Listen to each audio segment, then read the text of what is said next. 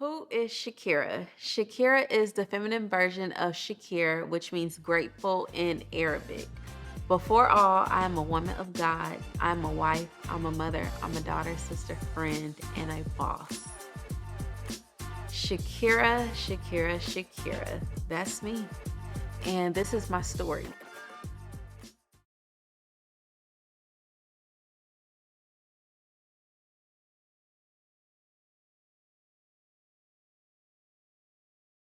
It all started January 8th, 1993. If you know, then you know. I am a Capricorn, the GOAT, the greatest of all time, as I would like to say.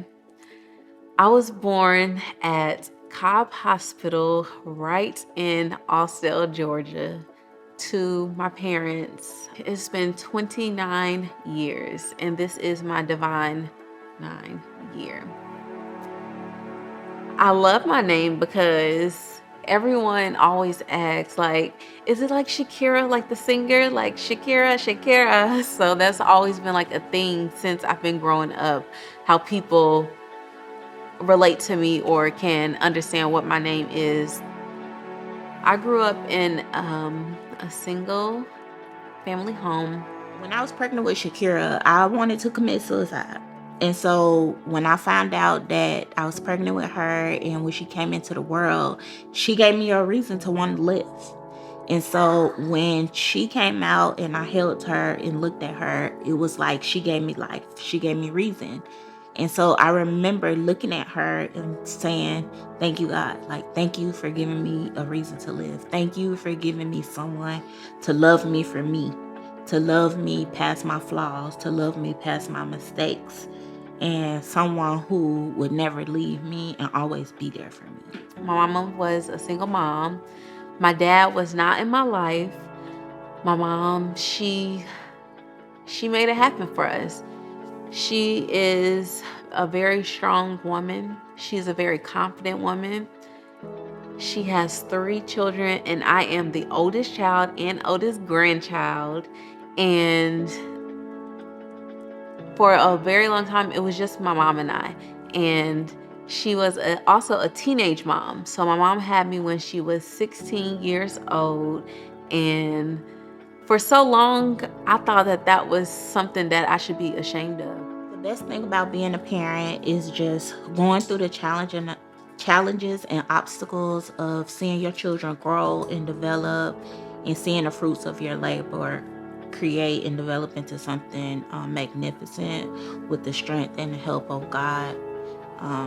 Even of being a single mom, it was awesome and magnificent to see that I display a level of courage and strength, and my kids resemble that as they got older and through their adulthood. Now I understand that that's where my power comes from, to be able to tell our story.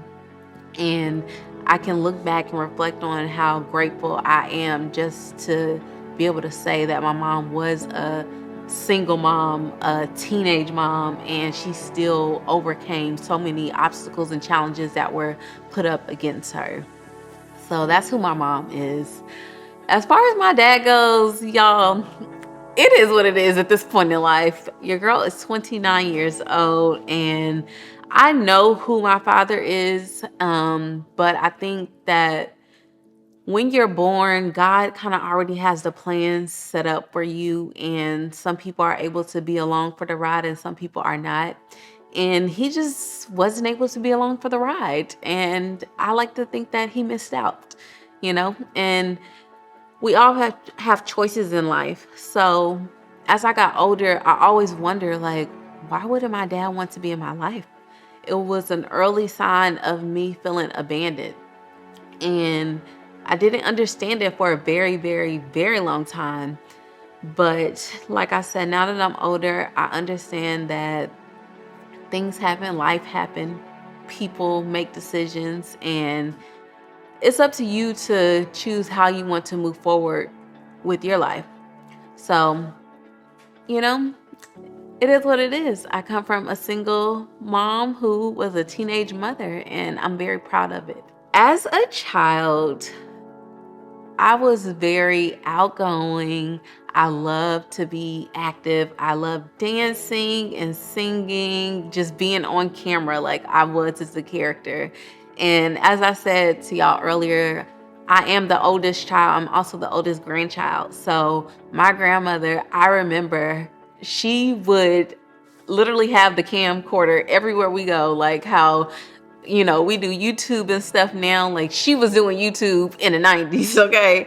But it was with the camcorders, with the VCRs, and she would literally like always record me, and it was like I was always performing. So being on camera just came natural to me. Like I always wanted to perform, like, look what I can do. Or my grandma would be like, show me that dance that you do, K-Boo. And I would just always want to like show her, what new thing that I learned. So that's what I was like as a child. I always just wanted to make people happy. It's changed a lot. I'm not gonna say like I pinpointed and said, I want to be this when I grow up. I was always like, I want to help people when I grow up. I didn't know what that looked like, but I knew that I wanted to help people because that's the example that I saw. My mom is a helper. She helped the world, okay? Like she literally would help any and everybody. Like no one is a stranger to us, and that's something that I always loved about my mom. And I just knew like I wanted to help people. So as I got older, like it changed from being a pediatrician helping babies to being a teacher teaching students, to I wanted to have my own TV show like Oprah. And my grandfather, he was on the radio in Mississippi, so I wanted to do that. So I just knew like I wanted to help people and be able to use like my voice and be on camera. Like that's what I knew I wanted to do. As I stated, I grew up with a single mother, and we lived in the projects. So if you don't know what the projects are, then the projects are just basically like a low income housing, like your own housing authority. And it's a very rough neighborhood. But back then, I honestly didn't think anything of it. I didn't think that it was rough because that was what I knew. It felt normal to me. And I feel like your community, it definitely makes you who you are, but home is where the heart is. Home is your foundation. And my home always felt like love no matter where we lived, because we lived in a lot of places, okay? But living in the projects, the community was very close. Your neighbors knew each other. It's nothing like what it is today, like where you don't even speak to your neighbors. People don't want to wave. Like everybody was very close. You had the candy lady up the street. You had this friend, everybody outside playing. Like it was a great time. It was a grand time. What I love about my sister is she's really a go-getter. She's very family oriented. Anytime there was anything family going on, she was always wanted to be a part, always wanted to be the leader. She's such a boss. She's a go-getter, like I said. She always wanted to, get stuff done, and always had projects, these type of projects she wanted to do. So that's what I like about her. I had a lot of responsibilities. Like I said, I am the oldest child, so naturally I felt like it was my job to help my mom. Like again, I wanted to help people, so firsthand, I wanted to help my mom. I knew that she had to work really long hours, and sometimes I would have to go to this person's house or this person's house in order for her to fulfill those duties. So at home, I would always like clean up and organize things. Like to this day, like that's my thing. Like I like to make sure everything is just like in its place, like where it needs to be, because I didn't want my mom to have that extra stress when she came home. Like I felt like I needed to make sure the house looks good. And I pretty much I kind of gave myself chores before it was chores. So like my mom never said like, these are your chores, this is what I need you to do. It's like, I just watched. Like I'm a sponge. I soak up a lot of things, and I just observe the areas that I'm in. So just me observing my mom's responsibilities, I kind of just naturally picked up on that and took care of it. So since my mom was a single mom, we did move around from a lot of different homes, and I went to a lot of different schools in elementary school. So I maybe went to about 6 different schools. And like I told you guys, I grew up in the projects, and this is the part of my childhood that I can very vividly remember, because I can't like distinguish every single moment. It's very vague to me now that I'm older, but I remember particularly in second grade, I was in Marietta City Schools because I switched between Marietta City Schools and Cobb County Schools. And I remember in second grade, I was about 7 or 8 years old, and I was coming home from school from the after school program, Girls Incorporated, which I attended for a very long time. And I remember coming off of the van, and I was about to cross the street to go home, and a speeding car came and hit me. And like I said, I was in the second grade. I was only 7 years old, and I got hit by a car. The van pulled up and let me out on the right side, but my building was on the left side. So of course I knew how to cross the street. I was 7 years old. My mom always taught me look both ways. So of course I did that. The van should have never let me out on that side. Now that we're looking back at it, they should have brought us on the right side, which is probably why buses do that now. But nonetheless, I looked both ways when crossing the street, and I didn't see any cars. Nobody was coming. So I proceeded to cross. And out of nowhere, a speeding car came through. And it hit me, and I flew up in the air and hit the ground. And I just remembered my mom's friend who was supposed to be getting me off of the van. She started screaming, calling my mom's name, and my mom came running. And I remember laying there on the ground like my life was over. But I also remember my mom speaking in tongues and praying over me and telling me to get up and walk, y'all. I literally just got hit by a car, but I can hear her voice. I can hear her praying. I can hear her saying, get up and walk, you are okay. And that's the last I remember from that moment. And I woke up in a hospital bed. And I was in that hospital bed for a very long time. The doctor said that I wasn't going to make it. I had broken bones, broken pelvis. They said that I would never be able to have children. Second grade. Who would ever thought I was a kid? You know what I mean? And my whole life flashed before me. But I'm here. I'm here. God's timing is perfect. And that's when my life really could have been over. So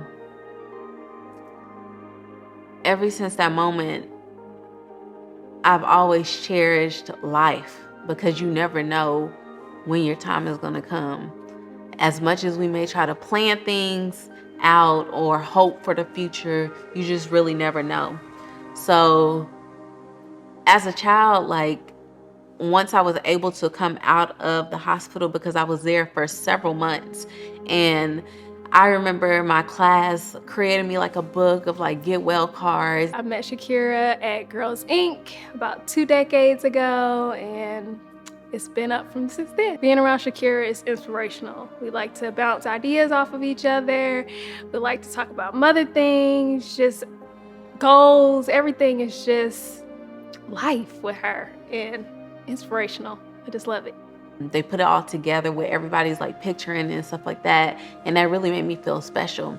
And that's when I knew, like, I have a story to tell. Like, I have to keep going in life. Like, even despite what the doctors were trying to tell me, and my mom, obviously, like, I wasn't going to be able to walk, or I wasn't going to be able to have kids, or this is what's going to be permanent for her. Like, we didn't believe that. We knew that it was going to be very different, of course, but there was still a bright future ahead for me. So as a kid, I did all the things. Like, my mom made sure I was very involved, even though, you know, she may have struggled sometimes or didn't know where the money was going to come from, but I was very involved. I did cheerleading, I did basketball, I ran track, I was in dance. I did it all. And I also had a lot of sleepovers. My house was the go-to house because, y'all, my mom, like I said, she was a teenage mom and also a single mom. So she also didn't trust a lot of people for me to go to their house. So I couldn't like go stay at people's house and stuff like that. But everybody could come stay at my house. She was like, they could come here, but you ain't going nowhere. So my house was like that go-to house. All the friends coming over. I had all the sleepovers. I had the house party. Like, it was lit, okay? Like, my childhood was really lit. I remember one birthday party when I was 11 years old.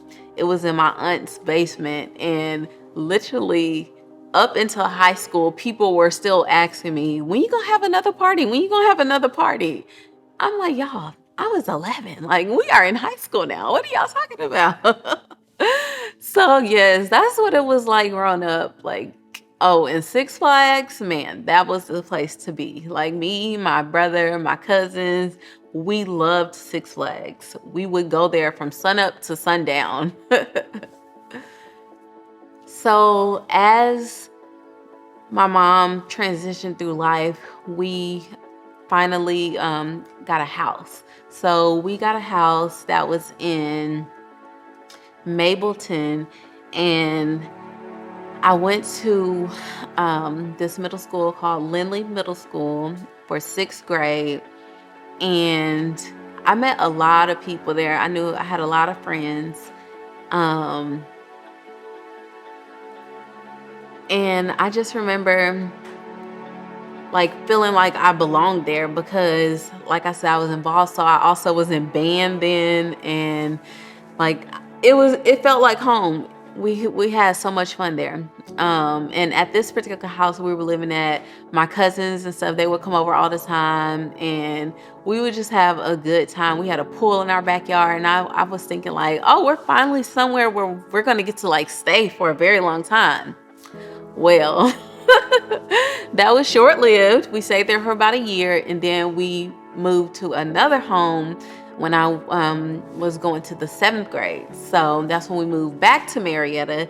And in 7th grade, I went to Smitham Middle School for 7th and 8th grade.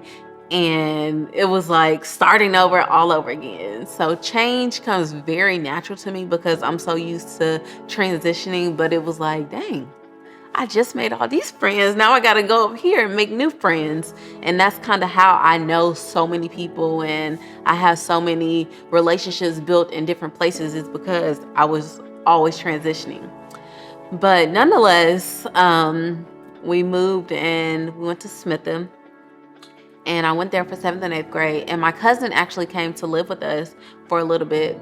And during that time when my cousin lived with us, it felt like it was like such a great experience because me and my cousin are a year apart, and we would pretend like my room was our apartment. We call ourselves having our own apartment in her mama's house. We locked the room. We separated the beds. So, we had 2 separate beds. We even paid rent. And then we went across the hall to Makai's room and turned it into a classroom because we thought we were somebody's teachers at all times. So we would literally we got a lock for the door. And my mom was like, if y'all putting a lock on this door, then y'all gonna have to pay some bills up here. But we were already giving her some money, and we would redecorate our apartment. And we would take the furniture out and place it in the hallway, and then redecorate literally probably every week. So that was really fun for us. And like I said, she lived with us, so we both went to Smithfield at the time. And when I got to Smithfield, it's like I said, nobody's a stranger, so it was very natural for me to just meet people and click. So I met some people there, and I ended up meeting this guy, my first love, as you would say. But I was so young, and I feel like I was searching for something that I was lacking from my father. You know what I mean? So I had never had a male figure in my life. And I met this guy, and he asked me to be his girlfriend. So in the 7th grade, y'all, I'm like, yeah, this is my boyfriend. You know, we were in a serious relationship, 7th and 8th grade. And we just, we really clicked also because we lived in the same neighborhood. So we would be talking on the phone all the time. We'd be going to each other's house. Like, our families were really close. And I just remember, like, it was like he was more advanced than me. Like, he was like street smart. Like, I'm very book smart. He was like very street smart. And he kind of like taught me a little bit about, you know, just stuff like that. And we got closer. And I remember I lost my virginity to him. And I knew in my mind, because I'm very intelligent, and my mom would always have talks with me and my brother just about, you know, safe sex and, you know, waiting to, you know, have sex and things like that. And obviously, my mom really wanted me to wait because she didn't want me to fall into the same steps that she did. She always said to us, don't be like me, be better than me. So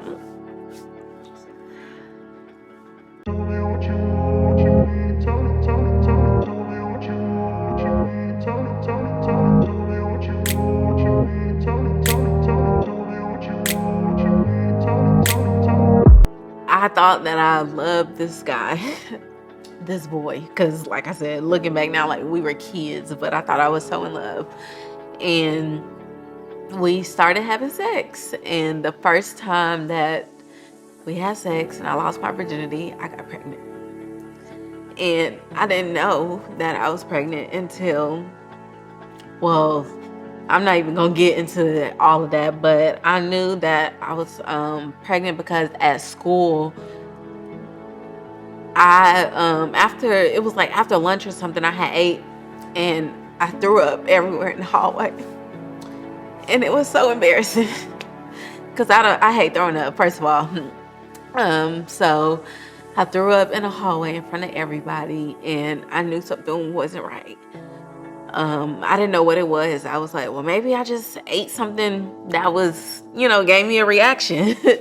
And I remember my favorite teacher, Miss Foster, she was like, no, something's not right with you. We need to call your mom so you can, you know, get out of here.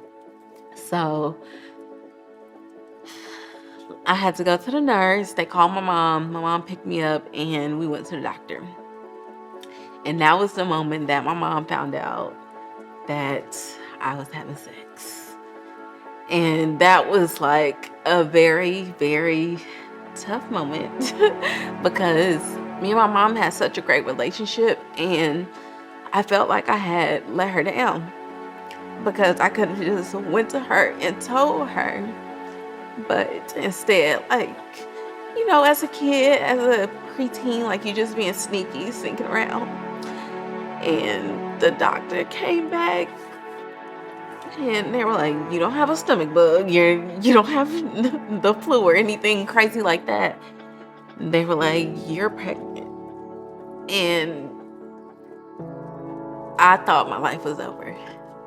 I just knew that was it. I'm in the 8th grade at the time. And the doctor's telling me that I'm pregnant.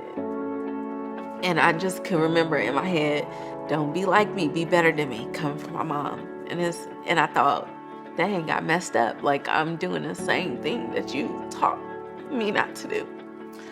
So I felt like I had failed my mom. I felt like I failed God. And it was a very dark time. And to this day, that's been me and my mom's secret. That's been our secret. Obviously, he knew as well, and we did. My mom, like, immediately called his mom, like, we need to have a meeting and everything like that. So we had to, like, go to his house and tell them what was going on. And it was just a disappointment from my mom and his mom. And from that moment on, I was like, I gotta do something different. Like, I can't make this mistake again, because this is not what God wanted for my life. So from that moment forward, my mom told me, like, she was very disappointed. When I found out Shakera lost her virginity, I found out a whole bunch of stuff. But, you know, as a parent, the first thing we always do is protect our children. So the first thing I had to do was make sure I protect my child. Be it get her tested to make sure she hadn't contracted anything, get her tested to make sure she wasn't pregnant, and whatever that looked like, and make sure she still had a bright future ahead of her. And so those were the most important things when I found out. And get her on birth control, talking to her about prevention, which I had already been doing. But once I found out that she wasn't a virgin anymore, I realized that she was growing up and she was maturing. And we had to have those uncut talks on a regular basis. One thing about my mom is she's always stuck beside me. And she's always encouraged me. And she told me that this is not the end of the road. And she pretty much had to make a decision for me because I was a child. And she was like, this is what we have to do so that you can continue with your life and live your life. That was her biggest thing. Like, she wanted me to live my life. So she had to make a decision for me, and I got an abortion. And I can't even remember what that looked like or anything like that. I just remember the moment. And it's like one of those things you literally try to put in the back of your brain and like not relive ever again. So I kind of like just put it in the back of my brain like it never happened, because the only people that knew were me, my mom, and his family. So I went on with my life.